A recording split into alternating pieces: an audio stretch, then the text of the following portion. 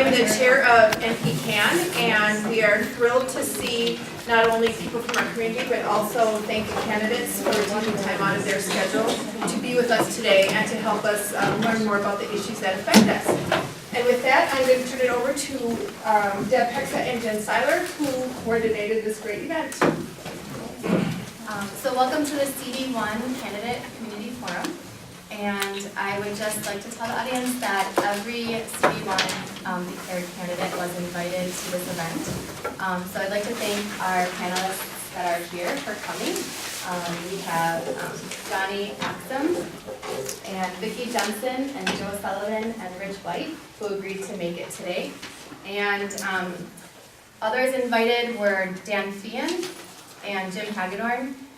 Both of those got back to us that they were unable to attend today's event. And Carla Nelson and Robert Reese were also invited, but we did not hear back either way. All right. Well, in establishing our first forum that New Prague Community Action has ever held, we created some ground rules that we had shared with all of our candidates ahead of time, and they're printed in your program. Everyone is all on the same page, but we wanted to refer them, read them quickly, just to make sure as we're going forward that we all understand. So the goal of our forum is to gain a better understanding of the positions of each of our panelists that they hold on the many important issues facing our district and our country. And in order to ensure a fair and respectful and informational forum, all panelists must adhere to the following ground rules. NPCAN will conduct this event as a forum, not as a debate. In answering the questions, panelists will speak directly to you, the audience, in providing information on their own positions or responses. Panelists will not direct questions towards one another or make comments about other panelists' positions or experience. We just want to learn about each of you and your own positions. And to be fair, all panelists' responses will be timed based on the times listed that we provided to everyone ahead of time. When the time is announced, panelists must wrap up their answer, and failure to do so, we're really hardcore here, failure to do so may result in a panelist's loss of response time on a subsequent question. You will all know when your time is up by the bell. So ask when you hear the bell. Spoke like a true teacher here. We ask that you wrap up your question at that time, and we will move on. And we know that these are big questions, and we could, have a whole debate on one of these. So we recognize that limitation, but we're going to do the best we can.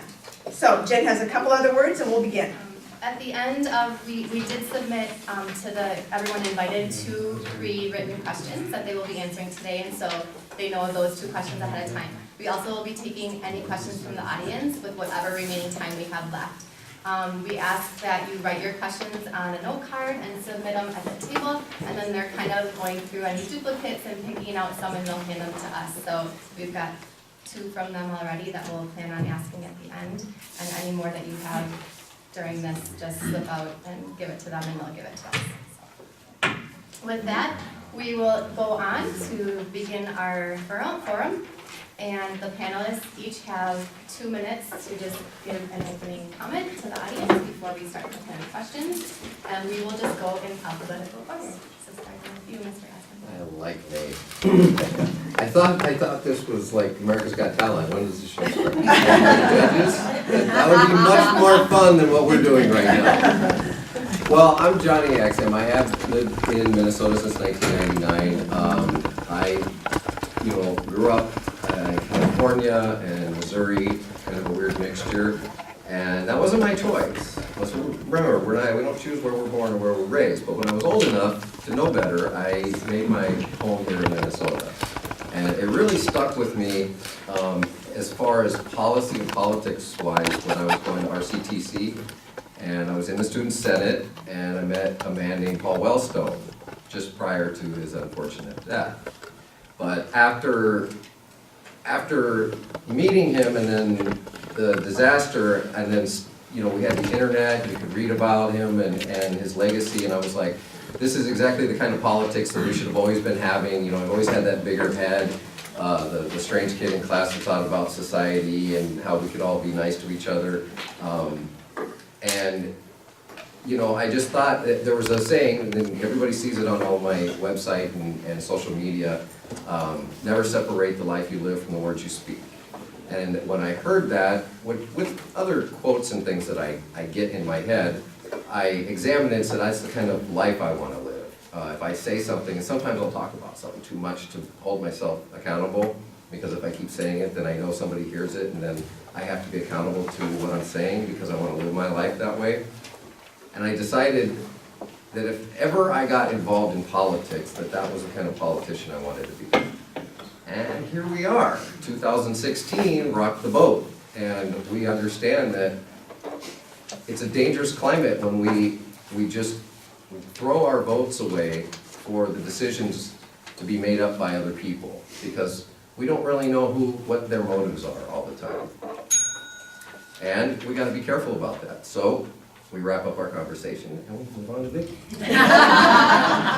Not to be. I'm Vicki Jensen. I live in Owatonna. My husband and I have an insurance agency. And the reason that we have that in Owatonna is we were on the family farm over by Wyndham and trying to get enough land to make a go of it. And decided to start the agency to supplement our income. And as that grew, we were offered an agency in Owatonna and we decided to take it. So we made a tough decision that many, many families are facing all the time on whether or not they're going to be able to stay on their farm and pass that land and that operation and their legacy really on to their kids. So I joined Farmers Union. I've been Secretary Treasurer in Steele County for almost 20 years, fighting for those things to keep families on farms. So a big reason I want to go up to Congress is if I want to make the changes to help and make that happen. A lot of it happens out in Washington, and so that's where I would like to go so that I can do that work. I tried to think back the first time that I was actively involved in something that was politically active, where I actually took action, and what I came down to is in 10th grade, my girlfriends and I decided we needed a girls softball team because we didn't have one, Title X, we needed it. So we went to everyone and they all said no. So in protest, some of us tried out for the boys baseball team.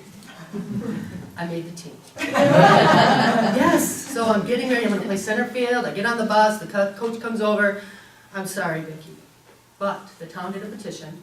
They brought it to the school board, and the school board has ruled that the girls cannot play baseball because there are no girls' locker rooms out on the baseball diamonds. Usually not boys either. I mean, you dress at home and you get on the bus. But I learned some very valuable things from that experience. I had a decision to make. What should I do? Do I continue or do I just drop it? I decided to stay on as manager of that team, work with the public and the school board, which I didn't know at the time. That's what we needed to do. But if you want to have change happen, actively happen, you need to be involved first. You need to take some action. And you can't give up, and that's what I did, and we got our team. Well, my name is Joe Sullivan. I am a first-time candidate for office here in the 1st District. And I'm an attorney. I work in clean energy. I started my career working with municipal governments, working to make sure that our communities in the 1st District and throughout greater Minnesota have resources for police and for fire and libraries, books in their libraries, fighting for infrastructure, wastewater and water infrastructure so that our communities can grow. And I did a lot of work with municipal electric utilities, and that led me to work in clean energy, and I'm very proud of the work that I've done supporting almost 6,000 people in our district that work in wind and solar and energy efficiency. And I'm honored to have been a part of trying to make our electric system cleaner, our gas system cleaner. And that's my work. I live in Mankato. My wife is a physician, a pediatrician. I have 2 daughters in school in Mankato, Rose and Vera. It was my daughter Rose's 10th birthday yesterday, so it was a burden dinner. We had a little moment there where I talked about it because I was away from her. But the reason that I'm running is because of what's happening in Washington. And as I said, I'm a first-time candidate, and I look at the parade of horribles that comes out of Washington, D.C. And every day, there's some kind of new outrage. And despite all of the fog of what's happening there, there's something very insidious and purposeful at work. There is a plan to privatize the public good. There's a plan to root out the last 100 years of progressivism. And we need people to step in, and we need people to say, not on our watch. We are not going to let this happen. We're not going to let our civil discourse devolve into the nonsense that it is, and we're not gonna let, you know, everything that we hold dear and true, you know, we don't wanna go back to the Gilded Age. That's not where we need to go. And that's why I'm running, and that's what I wanna do in Congress.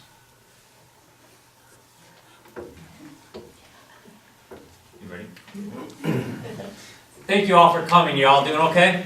Enjoying the day. My name's Rich Wright, and I'm born and raised in the district. I was raised in Rochester, but my siblings and I literally spent our childhood crammed in the back of a Buick, traveling throughout the entire district, because my grandparents lived in Jackson. My mom grew up by Slate and Curry.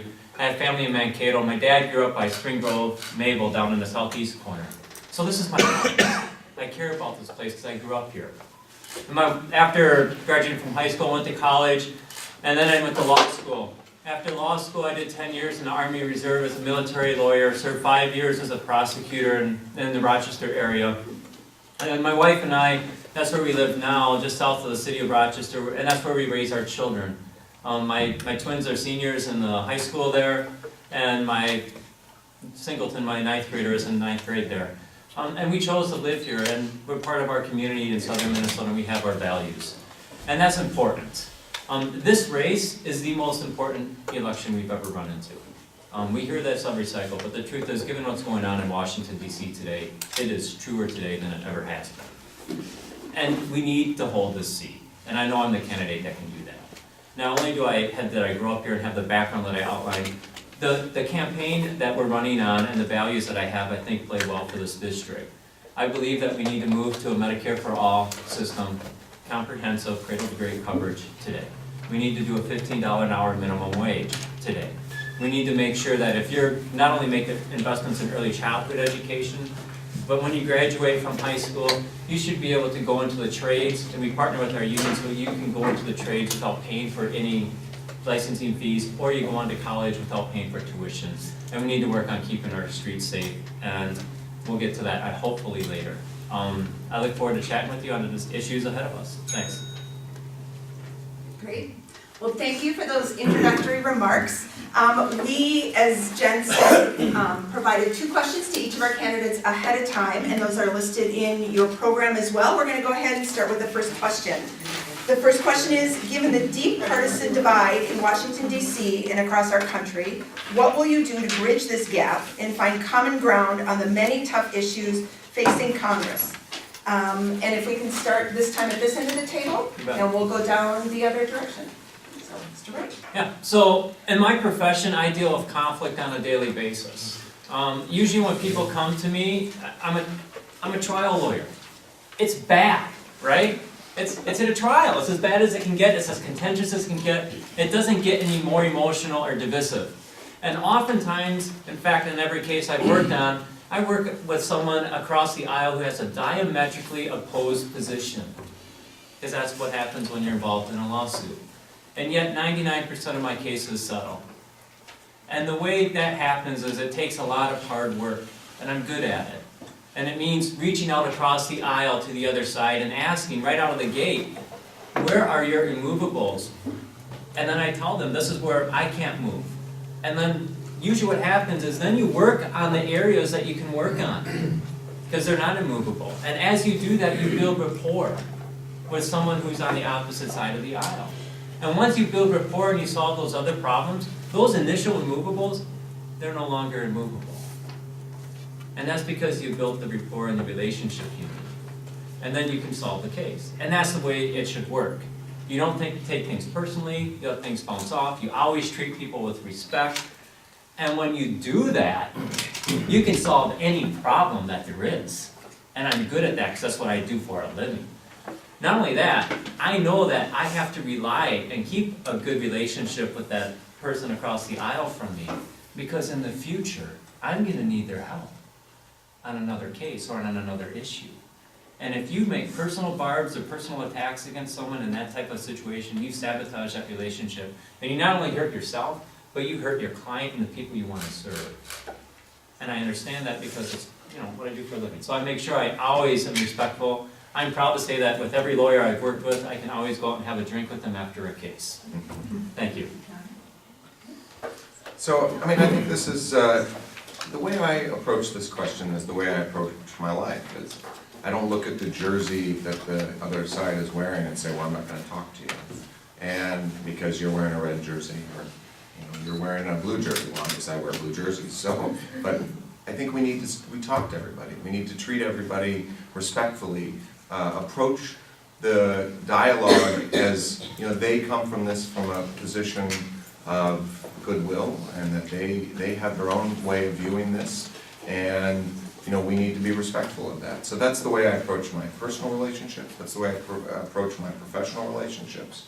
And in my job that I work at for the organization that I work for, and when I was working in a law firm, we do a lot of work at the Minnesota Capitol. And the projects that I'm most proud of are those projects that were bipartisan, that we were working together.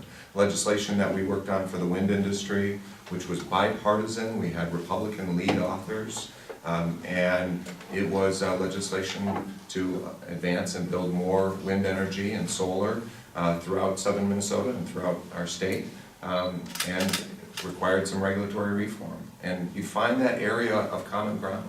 You find that zone where people are going to be, this is where they want to work towards. And then you move the ball forward. So the way I look at things is I'm going to talk to anybody. I think that's the great strength of someone like Tim Walz, for instance, is that Tim, why do Republicans vote for Tim? Why do independents vote for Tim? It's because Tim leans into every relationship. He talks to everybody. There's not a voter that Tim has not talked to and that he doesn't like. He likes every voter. And that's the way I am too. And that's what I will do in Congress, and that's the way I comport myself personally, and that's the way I'll act professionally and as a member of Congress. Thank you. Ms. Jensen? Well, when I moved to Owatonna, like I was talking about, I ended up being, I served on the school board and got a good understanding of how I could be effective and how I understood how policy revolves around a lot of different people that have a lot of different ideas, how things should work, and how could I bring and move things forward. And I was able to do that and decided to run for the Minnesota Senate. And I won in a district that hadn't had a Democrat in over 40 years. And when I got there, I did things like this. I joined the Purple Caucus. What the Purple Caucus was, it was members from the Republican and the Democratic Party who were trying to figure out how can we change not just laws, but process and procedures that we do in government that allow more transparency and allow people to be involved and come into the situation. Having served as a representative of people, I had to learn very quickly where I was going to stand on these issues. Because it's not just that we're partisan on the issues. We treat people that don't agree with us right now as we don't even like them. This is personal. So when I ran in 2012, we had something on the ballot for marriage equality. And I went around and had all kinds of good conversations with many people. And what we did is we talked to our family, we talked to our friends, and then we talked to people outside that might not agree with us. And if we want to change partisan divide, and if we want to do those kinds of things, we have to have those conversations. And it's not just me that wants to be a representative that's going to be able to do that. That has to happen on the ground, and it has to happen in your community, and it has to happen in your home. And it's hard work. And when we had those conversations, it wasn't easy. And we ended up in conversations that we didn't want to have. But we were able to do that. And even though this district decided that we shouldn't vote for marriage equality, I took that vote on the floor because I was talking to people and letting them know how I felt about the issue. And then I moved and had second Saturday with your senator event, the second Saturday of every single month in 3 different locations, because I wanted this to be a communication. That's what this event is about, that's what I'm about, that's what I would do out in Congress. Well, I like to take a different approach. I think that we're moving to a time when we're actually dismantling the aisle. I'm part of a coalition of candidates across the United States that range from Republicans, Democrats, Independents, Greens, not Libertarian yet, but maybe we'll get one. And they're all candidates that are doing well in their races, that are planning to win, they all support things like the federal jobs guarantee, which I'll talk about later. And we're already working with each other on the items that are going to address people's problems, right? That's what it's about. There should be no bending when it comes to human rights. If you don't want to bake a cake for somebody because of their sexual orientation, then you don't get to serve the public. That's all there is to it. There's no bending on that. You don't have to bend on that. You treat people with the same dignity, no matter who they are, where they come from, or what beliefs they have. And if you can't do that, then you're not a part of society. Go bake cakes in your church. And I think we have to start taking a stricter stand on people who treat other human beings disrespectfully. That's called bullying. And I used to get bullied, and I don't take it anymore. And that can be up in Washington too. If there's people that don't want to come over to doing what's right, see, it's not about me being right. I'm not here to be right. I'm here to do right. And what that means in Congress is representing the best values of the people back here. Not just some of the values or a few of the values, but we all have our bad days. Those are not the values I want to take up there, right? I want to take the days when you're the happiest and when you're the most joyful to reach out and help people and say, that's the person I want to, I'm going to take that up there and show everybody that's what we have back here.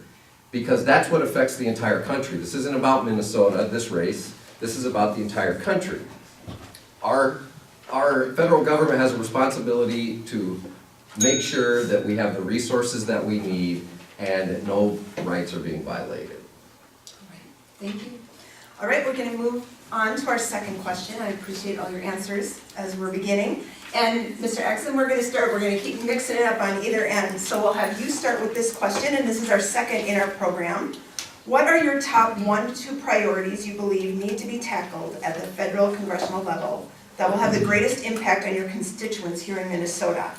And as time is available, what would you do to help address those priorities? I've been waiting for this question. I've been doing this for the last 3 months. Instead of beating on the doors of the DFL, I've been studying the federal economic system and the federal jobs guarantee.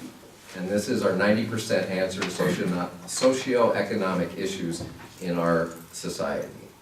Unfortunately, none of the other candidates know too much about it, I don't think, because it's a program that isn't gained much traction among establishment Democrats and the mainstream. So you don't hear about it. So what the federal jobs guarantee is, because I had to do this yesterday for 1 minute over at the Stonewall, is it's federally funded, locally administered. And any problem that you have in your society, a panel like this comes together and says, let's create a community center to deal with youths not having anything to do after school. Well, we have the Boys and Girls Club. Yeah, but it's underfunded. And it's a private organization, it's too far deep. Let's do a community thing, we run it, the paychecks come straight from the government to the person, not to this panel, and they dole it out. I go into many, many details about it, but that's number 1, because that starts lifting people up immediately. And we don't have to worry about affordable housing if people can afford housing. And then the next thing that couples along with that, of course, is Medicare for All. And we already have HR 676, John Conyers' bill.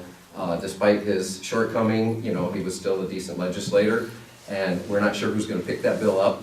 But if there's any provisions in it that we need to fix or that we can go further on, we can. But if you give people jobs and medical, the freedom to go and get medical assistance when they need it, then you've pretty much taken away 90% of the burden in each person's individual life.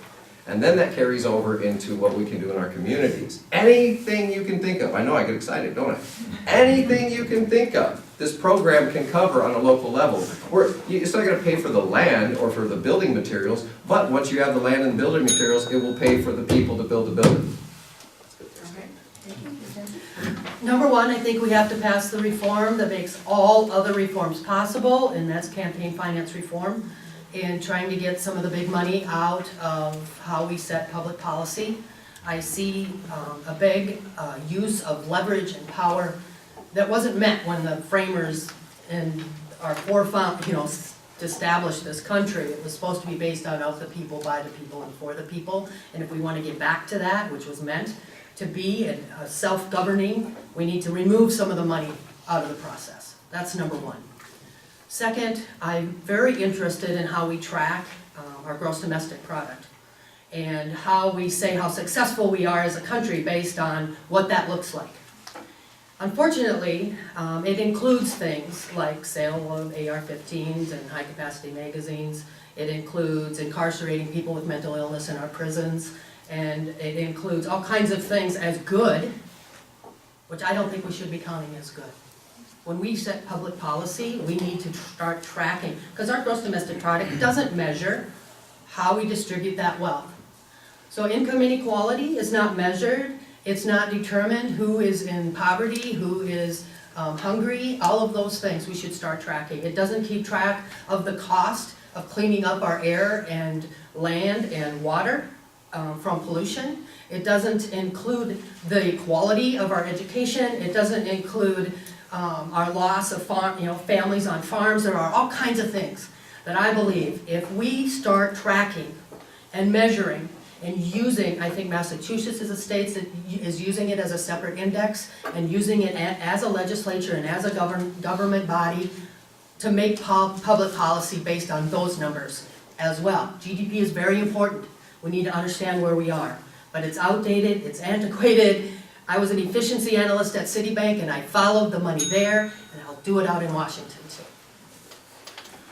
So there are so many things, but if I'm limited to two, the two are a public works infrastructure bill, and in my work with cities, it was, I used to talk to administrators and mayors, and we did a lot of work around infrastructure. And what city administrators will tell me, and in particular, one good friend of mine said, Joe, the first question we always get when we're trying to attract manufacturer or business to town is what is the capability, the capacity of your wastewater treatment facility? And if the answer is we've got to go to the state for $40 million in funding to increase capacity, next town. So every community, there is $11 billion of wastewater and water need in greater Minnesota. Several billion of those dollars is in the first district. We absolutely, only the federal government has the resources to address that, and that is just water and wastewater. That does not include broadband infrastructure, that does not include roads and bridges, transportation, transit infrastructure, really critical stuff. There are billions and billions of dollars of need that a public works infrastructure bill has to fund. And those communities that have an old wastewater treatment facility, that is like a cap on their ability to grow. They simply cannot process their waste, and that's why they move on to another community. The other critical issue is healthcare. I've talked to far too many farmers, far too many folks who are paying $30,000 a year in premiums, $5,000, $6,000 a year in their deductible, and they're functionally uninsured. And that hangs like the sword over their head, is this uncertainty that they live with, and we absolutely need to address healthcare. And what I want people to do is I want people to be able to opt into the Medicare system, not just reduce the age to 55, but I want people to be able to opt into the Medicare system however old they are. I also think that if you have a good plan through your union, if you have a good plan through your job, you should be able to keep that. But everybody should have the opportunity to have health insurance through the Medicare plan. There are a lot of issues hitting us. For example, climate change, that's kind of a big deal. Same with the money in politics. Those are really big deals, but after practicing law, when I was in law school, I volunteered at an legal assistance firm where we helped people get health insurance. Because back then, people were getting kicked off health insurance for pre-existing conditions. When I was serving clients in Rochester, I do legal assistance now. The number one issue hitting people is healthcare. So while the climate change and the money in politics are big deals, the number one issue facing people in our district right now today is this healthcare issue. People are literally having to choose between food or medication.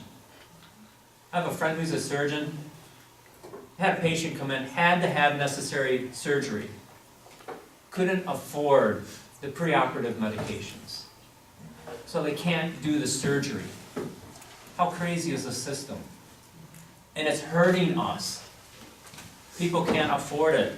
Farmers are paying $35,000 a year between deductibles and premiums. How is this sustainable? It's not. Expanding the ACA, which is the current system, is not a viable option. Why would we expand something that's not working? And that's why we need to move quickly and hard and fast to a comprehensive Medicare for all system, and I would make that my number one priority. And that's cradle to grave coverage, including sight, hearing, dental, mental health parity, and reasonable reimbursement rates so that our rural clinics can stay open. That is the number one issue facing our district. And and because of that, I will make that the number one issue in Congress in getting that passed. Thank you. So that concludes our pre-planned questions. And we've gotten a number of questions from the audience, so we'll just start with one of them, and we'll go to Mr. Wright.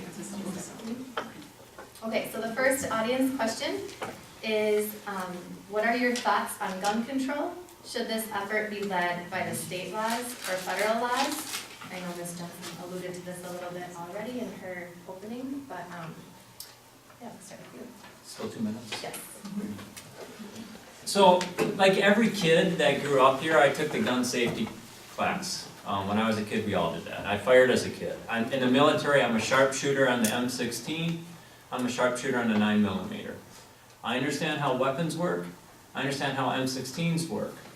And it's a great weapon of war. But right now, the assault rifles, the ARs, they are making war zones out of our streets and our school zones. And it needs to stop.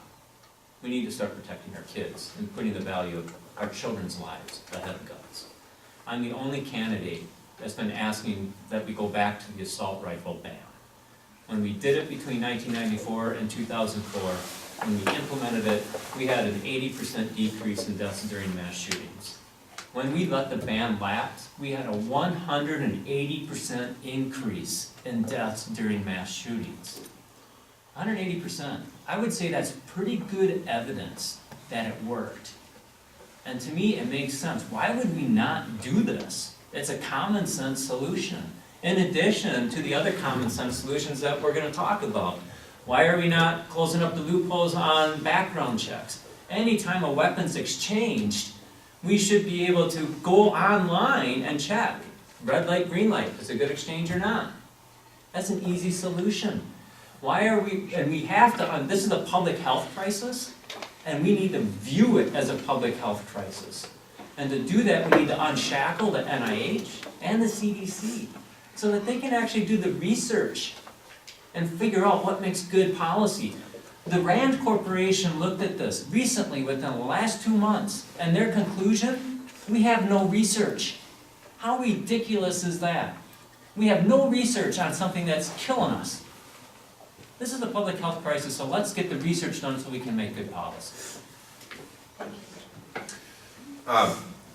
This is a short-term and long-term problem. First thing, we need to tighten up the background check system. We've been tracking the person-to-person transfer of automobiles for more than 100 years. It's the title and registration system. It's pretty straightforward. We can do that with guns as well. We need to make sure that things that turn a gun, we can't own a fully automatic weapon in this country. We shouldn't be able to turn a gun into a fully automatic weapon. So things like bump stocks and trigger pulls and large capacity magazines. We need to unshackle, as Richard said, we need to unshackle the NIH and the CDC so that they can study. We have 20 years worth of data that has been lost because our public health agencies cannot study what gun safety. And there are things that I can do with a cell phone. There are things that I can do with a cell phone, like I cannot open my wife's phone without her fingerprints. We can do that with guns. We can make guns safer and smarter. And then we need to keep guns that are uniquely dangerous, combat weapons, out of the hands of folks. I mean, off of the streets. This is, but we need to lead with the research. And that is where what I view that there are certain guns that are uniquely dangerous. And I don't want to be arguing about what the molding of a stock looks like. I want to be focused on what it is about this particular gun that makes it dangerous. 98% of gun deaths are caused by handguns, 2% are by assault weapons, and we need to address the entire problem. And that's why it's so important to follow and lead with the research.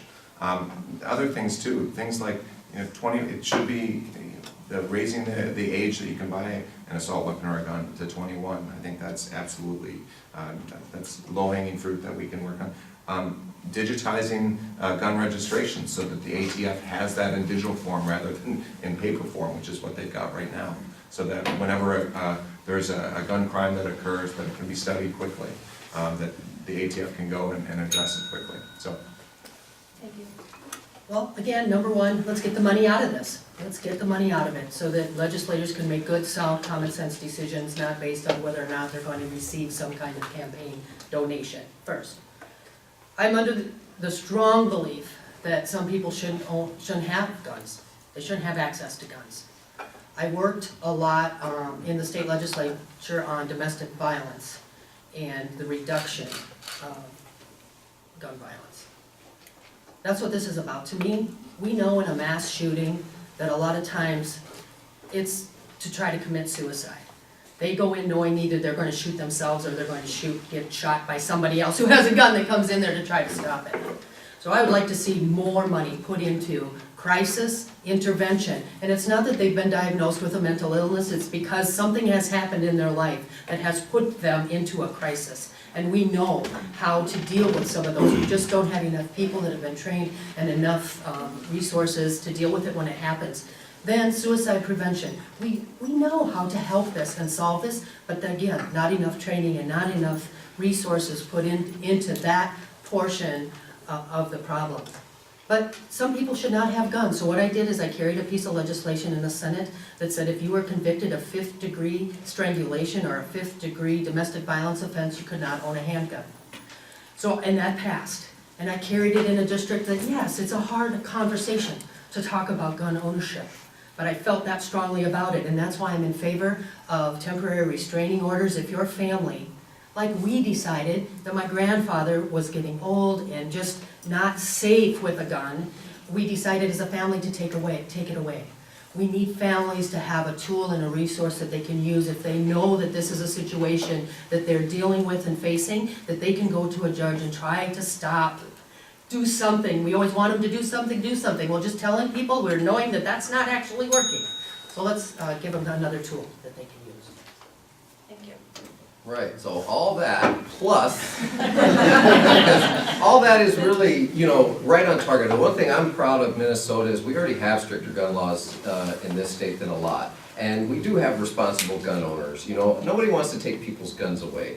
I was talking on social media about it, responsibility, your rights and your responsibilities. The Second Amendment was brought about for the Minutemen, the people, not everybody was carrying a gun back then, but they were afforded the option to act as a militia in the respect to secure the state for the people. And that's kind of gotten warped over the centuries, and when we look at private ownership, most people, like around here in our rural areas, they hunt. There's a difference between a hunting rifle, a shotgun with a slug in it, and an AR-15. Anybody who says an AR-15 is a hunting rifle you get it. They're just making a red herring argument, a straw man argument to try to justify something that's ridiculous. The technology thing is big. We made the auto industry start putting in seatbelts, then airbags. Now they're going to be automatic brake systems is the next one. We're not too far on the whole self-driving thing yet. But you see where we enact regulations for the industry, but the NRA and the money, that is a part of it. But stop voting for people who always have the money, and you'll stop getting people who are influenced by money. Wait a minute. What? Yeah, stop voting, stop asking candidates, how much have you raised? Because that's not an indication of how well they can do up in Congress. Okay, all that is an indication of who's trying to influence them. Think about it. So if we want to get money out of the gun debate, then stop voting for people who are getting money from the gun legislators or from the gun lobbyists and all the other stuff they said. Well, guess what? That was a perfect lead into our next question, so you'll just get to continue along with what you were just talking about. Okay. Because you're first. Which is the question. Yes. And the question is, submitted by the audience, Money in Campaigns is the title. What do you do about dark money, PACs, lobbyists, and Citizens United? Are we doomed? No, as a matter of fact, I have my, there's an app for your Constitution, you put it on your phone. You don't have to carry the little book around.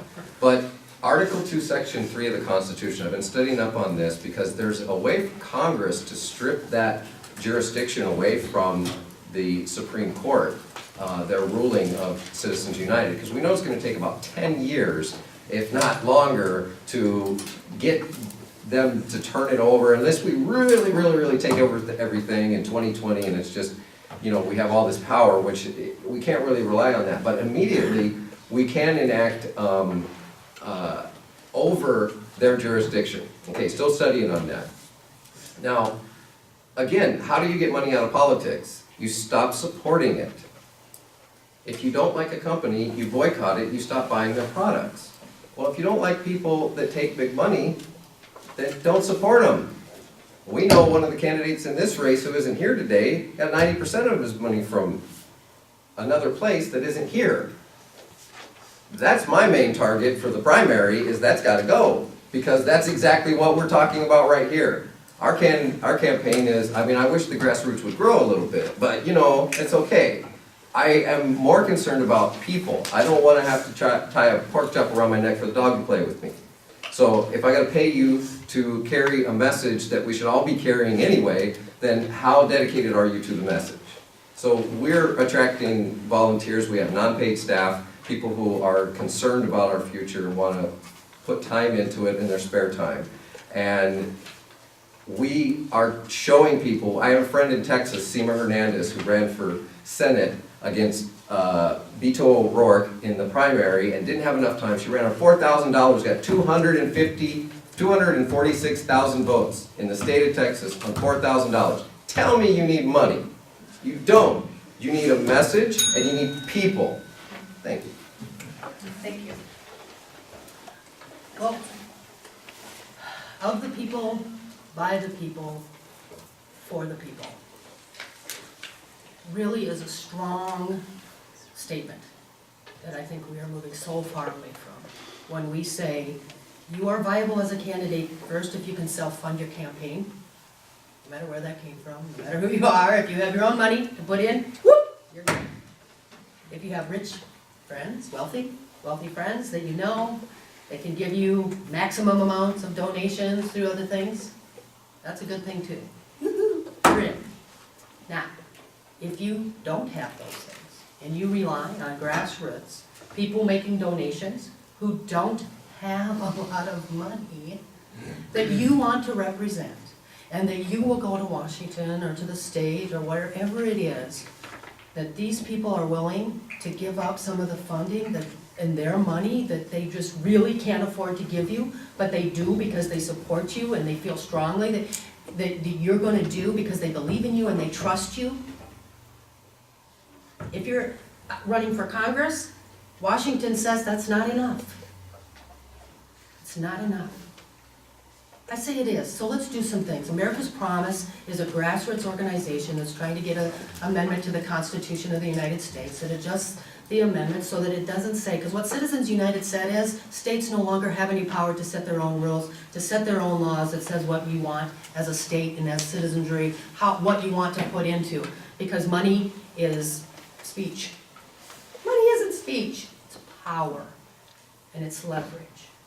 And I talk to so many people, and I just know that people are not as involved, and they're not getting active because they just feel like they're drowning in piles of money, that their voice isn't as strong. And that's reduction of free speech is what this has done. It's reduced people's speech unless you have money.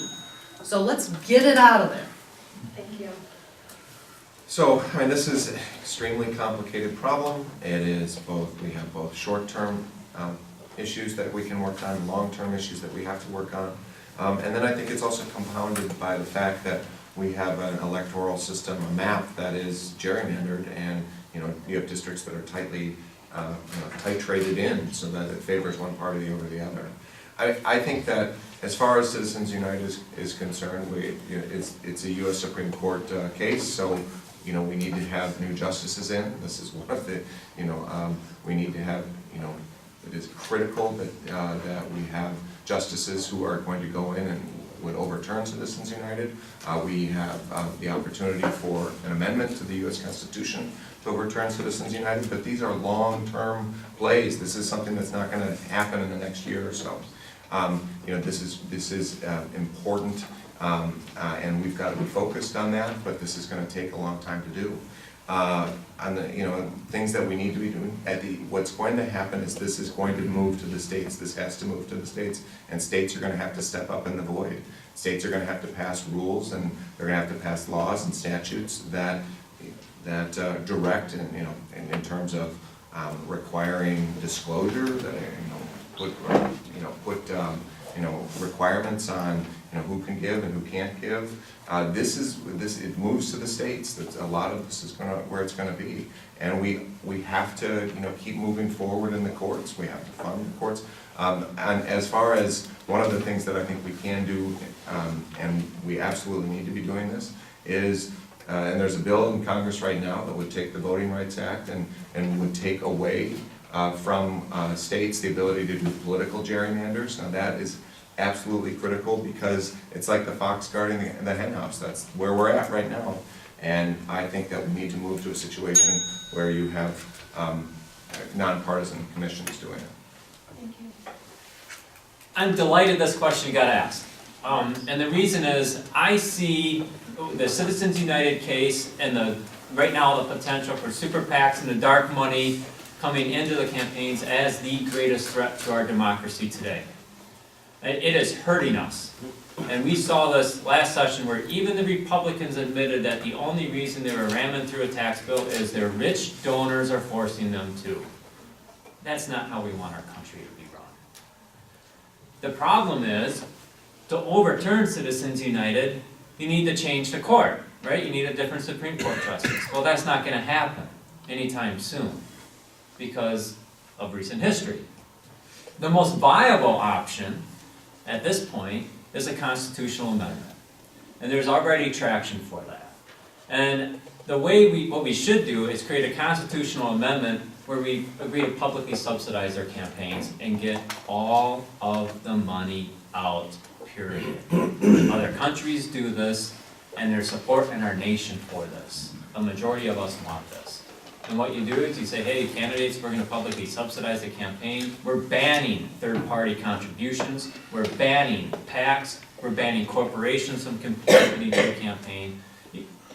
We cannot stop third-party expenditures on issues, but we can stop, in a constitutional amendment, third-party expenditures that attack a candidate or support a candidate.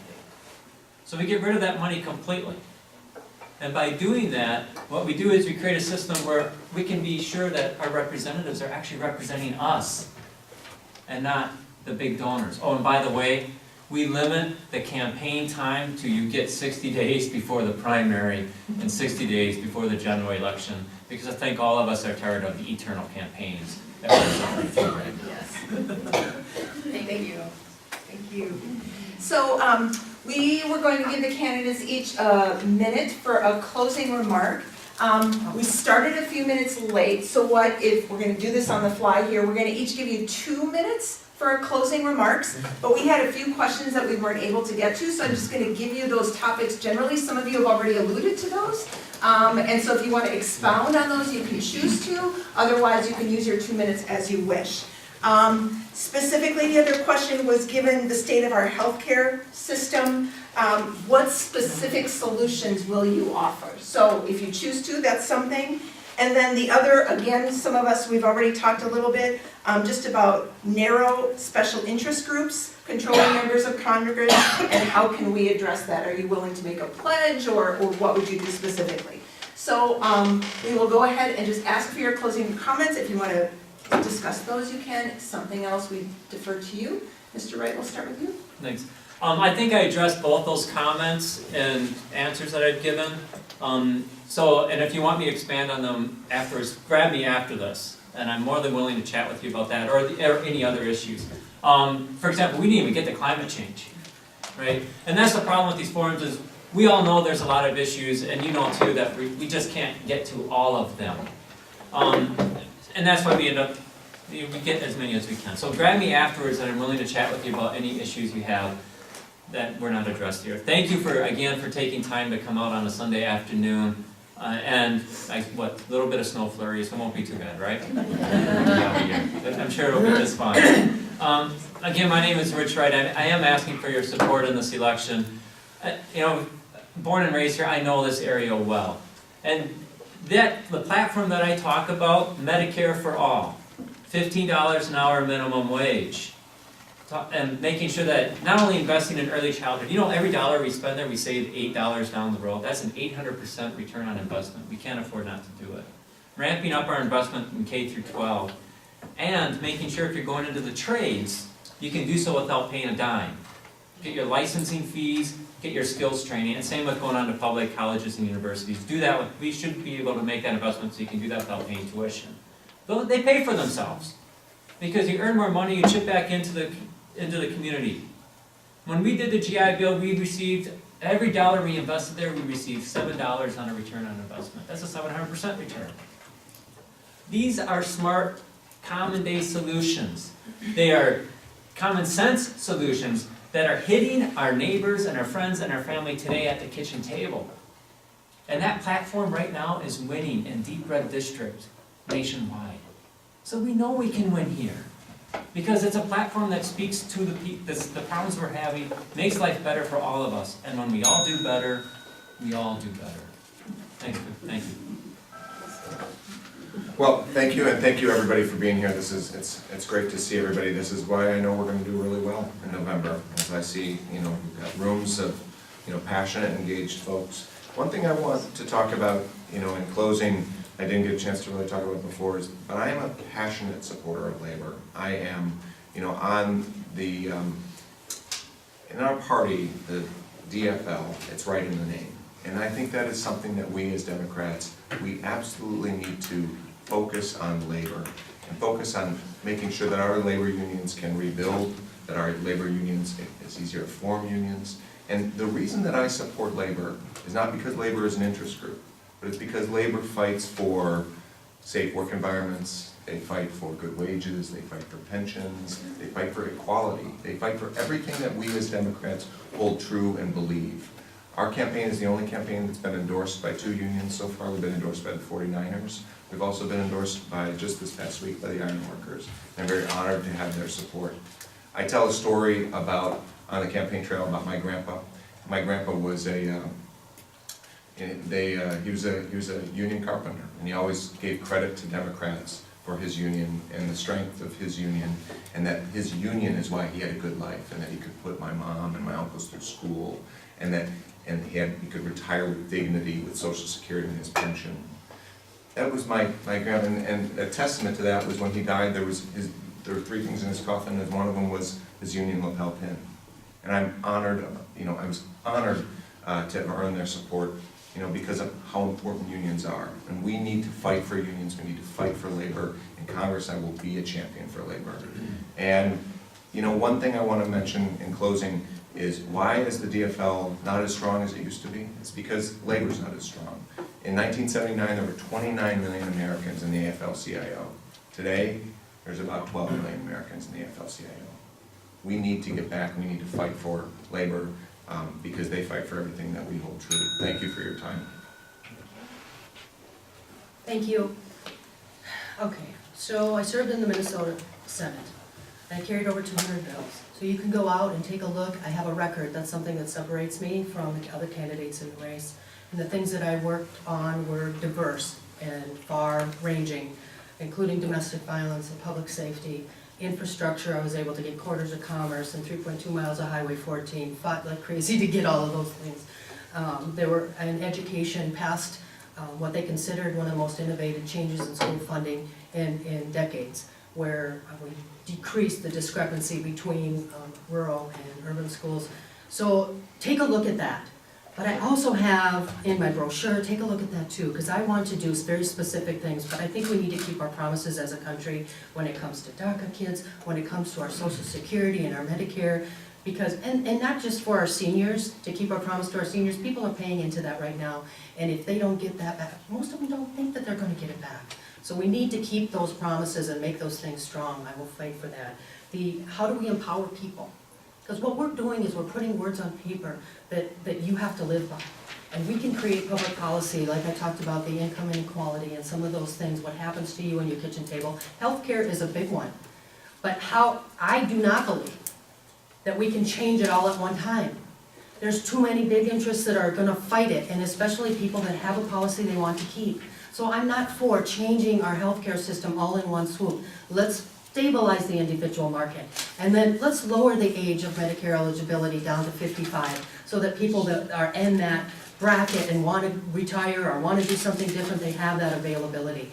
And the reason that I'm choosing that, one number change on a bill. You don't have to start all over, go in a back room and do it in the dark the way that they do it now. Let's open up some of this transparency. It's not just about what bills are happening, it's how we're doing it. Is the process working for people? Do you feel like you have that ability to participate in the process that's out there? I'd be honored to be chosen as one of us working for all of us, so thank you. Is that coming out of her not time? I don't know, it feel like 2 minutes to me. Went really fast. Okay, so, here's the most important thing. We didn't really talk about the economy and taxes, but we need quantum solutions in a quantum, or we have to stop using binary solutions in a quantum world. That's the saying that I use. And that means that we don't have this zeros and ones mentality anymore. As a web developer, I kind of use these analogies because young people understand them. But part of it has to do with the fact that, we don't operate our federal government like we do our state and local governments. Federal taxes do not fund federal spending. And if you don't understand that, you're going up to Washington and you're riding the same train that they've been lying to us about, saying that we can't spend on this. We just spent over $1 trillion in the military and we just cut taxes. Anybody? Anybody? Yeah, because it's not how it works. The federal government is the issuer of currency. They put money into the system so that the states and local governments have resources. They have an infinite supply to put in. It's all political power and political will.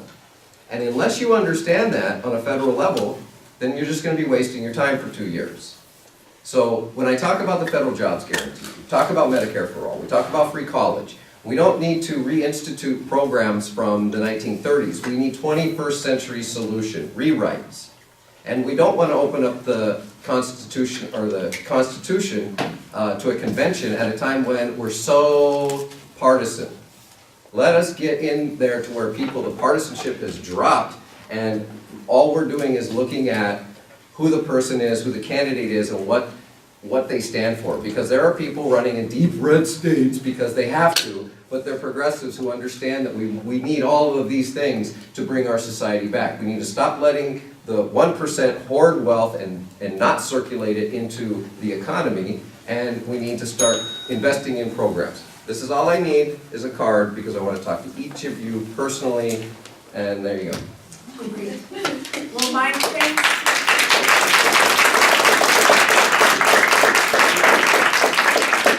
We're so grateful this is New Prague Community Action Network's first forum.